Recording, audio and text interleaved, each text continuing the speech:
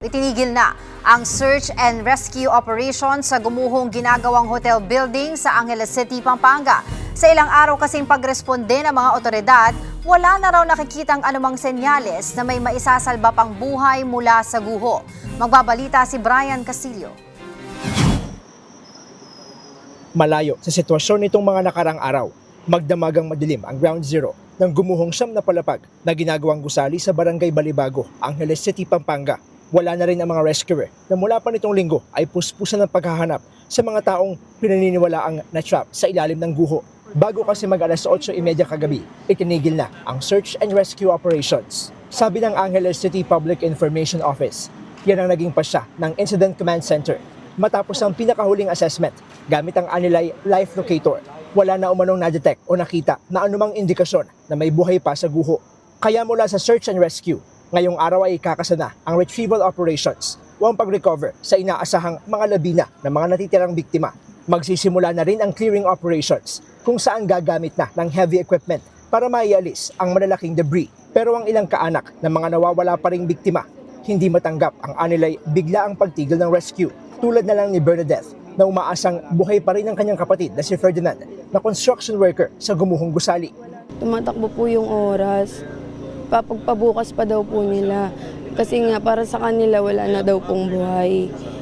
Imposible naman po yun, sir. Mga naghihingalo dyan, hindi mamamatay po talaga ng tuluyan kung ganyan na hihintuan nila yan ng ganyan.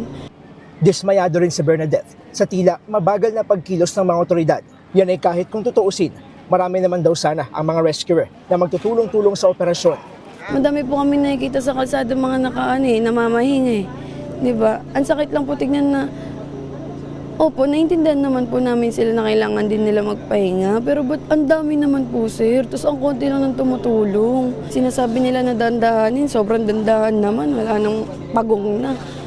May itinayo ng tent malapit sa guho para sa mga pamilyang naghihintay na maisasalba pa ang kanilang mga mahal sa buhay. Pero sa kabila niyan, wala naman daw aktibong nakikipag-usap sa mga kaanak para magbigay ng update sa rescue.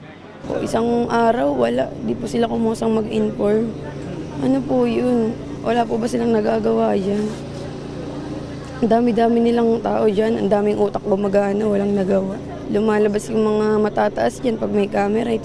Sa ngayon, milagro na lang daw ang pinanghahawakan ng ilang kaanak ng mga natabunan. Ay syempre sir, kami umaasa pa rin kami kahit sabihin nilang wala ng buhay yung mga tao dun sa loob. Para sa 1PH, Brian Castillo, News 5. Tuloy-tuloy naman ang retrieval operation sa mga biktima ng gumuhong gusali sa Pampanga. Para sa update, live na magbabalita si Mon Galvez. Mon, ilan pa ba ang pinaghahanap sa ngayon? Angela, mula 17, naging 16 kinagabihan at ngayon nasa 18 naman ang patuloy pang hinahanap ng mga otoridad ng mga nawawala at pinangangambahang na trap mula rito sa gumuhong itinatayong hotel sa Angeles City, Pampanga.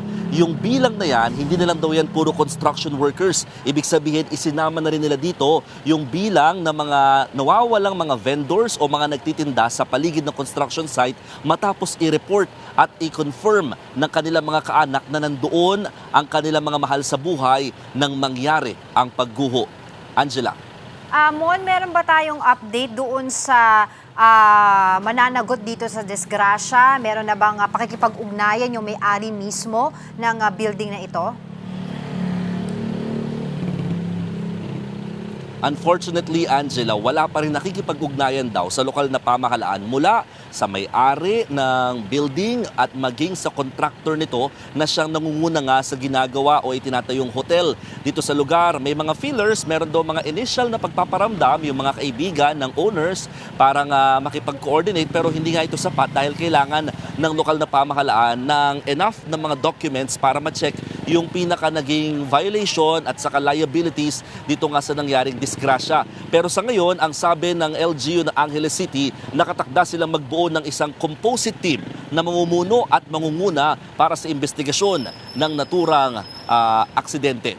Mon, Angela. ano ba yung pinaka nakikita nilang cause ng pagguho nito dun sa base sa kanila mga initial na investigasyon? Dahil may mga nagsasabi na dahil nga ito ay 9th-story building, meron daw kaagad na nilagay na pang tent at naglagay ng swimming pool sa taas. One of the reasons probably daw kung bakit gumuho ito. Ano yung reaksyon ng otoridad regarding this? Isa yan sa talagang, kumbaga, nag-red flag sa kanila yung nalaman nga na 9-story building lamang yung in-apply ng naturang contractor at ng may-ari, pero lumalabas nasa hanggang 11 hanggang 12 ng mga palapag ang nagawa at patuloy pang ginagawa ng contractor at mismo ang may-ari nito. Kaya naman isa ito sa malino na violation at hindi pagsunod sa pinakakontrata o inaasahan mula sa papeles na hawak ng lokal na pamahalaan. At the same time, yung pinakadahilan ng pagguho nitong building, ito yung hindi pa talaga matukoy ngayon ng mga authorities kung ito ba ay dahil sa structural integrity, dahil nga gusto muna nila talaga ma-focus initially sa search and rescue and now retrieval operations. Pero right now, today, magsisimula na rin daw sila sa pag-alam ng kung ano yung posibleng naging ugat kung bakit nga bigla na lamang gumuho ang naturang itinatayong hotel kahit wala naman daw nangyaring lindol noong mga oras na iyon. Angela. Ano rin yung mga reaction ngayon ng otoridad dun sa mga naging hinaing ng mga kaanak na sinasabi nila, yung iba raw daw na rescuers dyan ay nakikita nilang nakatambay lang, walang ginagawa?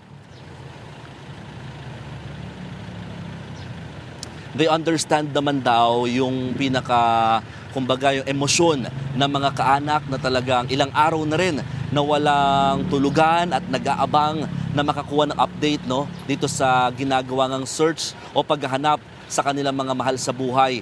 Masakit sa kanilang loob technically na malaman nga na wala na inaasahang buhay mula sa naturang guho, pero ang hinihiling na lamang nila ay talagang makita kahit paano yung katawan o mga labi ng kanilang mga mahal sa buhay. Ang sabi ng mga otoridad talagang bukod sa tanggap naman doon nila yung ganitong klaseng mga remarks, pero paulit-ulit nilang iginigiit na kaya mabagal or kahit paano ay maingat rather yung kanilang kilos ay dahil nga iniiwasan nila na magkaroon ng panibagong disgrasya or na tinatawag na pancake squeeze. Itong pagkilos ng mabilis dito sa naturang guho or sa pinaka ground zero dahil yung isang stone o bato lang daw na maalis dito ng hindi tama o bara-bara maaaring makapagdulot daw ng panibagong disgrasya na hindi safe, lalong-lalo na para sa mga rescuers at responders. Kaya naman kahit may mga natatanggap silang mga ganitong klaseng komento, patuloy pa rin daw silang gagawa ng ganitong klaseng pag-iingat, hindi lang para sa kaligtasan ng bawat isa, kundi para na rin daw igalang yung mga labi o katawan ng mga posibleng natrap sa loob para makuha ito ng maayos kahit papano. Angela. Mon, panghuli na lamang, meron kasing iba rin mga concern dyan, aside doon sa mga pinaghahanapan na mga natabunan ng gumuhong gusali na yan, yung mga struktura na apektado. Most importantly, yung apartel, ang ilang bahagi nun ay nawasak din dahil nga doon sa pagguho. At tila sabi nila, wala daw silang alam doon sa magiging plano para sa kanila, kung ito ba ituluyan na rin gigibain, pati yung kanilang establishments and other establishments naman na apektado din tulad ng mga cafe bars, mga massage parlors dyan sa area na yan.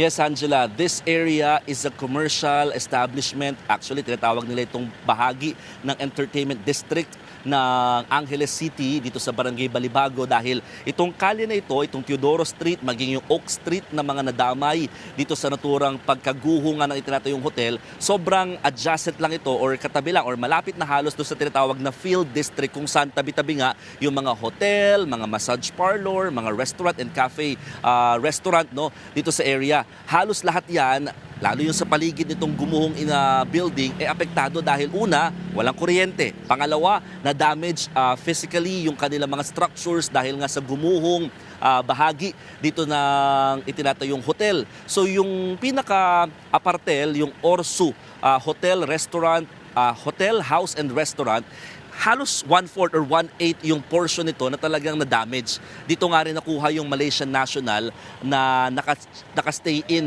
at nadamay matapos nga yung insidente. So wala pang initial na sinasabi kung anong gagawin sa building, kung kailangan ba itong gibain din, pero hindi naman total damage yung nangyari sa naturang establishment. Pero yun nga, lahat sila apektado dahil nga hanggang ngayon hindi pa rin madaanan yung mga nabanggit kong mga kalsada, kaya umiikot muna ng malayo-layo ang mga residente at mga motorista para makapunta sa iba pa mga thoroughfares dito sa paligid ng Barangay Balibago. Pero ang sinasabi naman ng lokal na pamahalaan, kailangan talaga managot dito yung pinakamay-ari at contractor dahil sila rin ang inaasahang sasagot dito sa mga damages na na-incur matapos ang trahedya. Angela. Alright, maraming salamat, Mon Gualvez.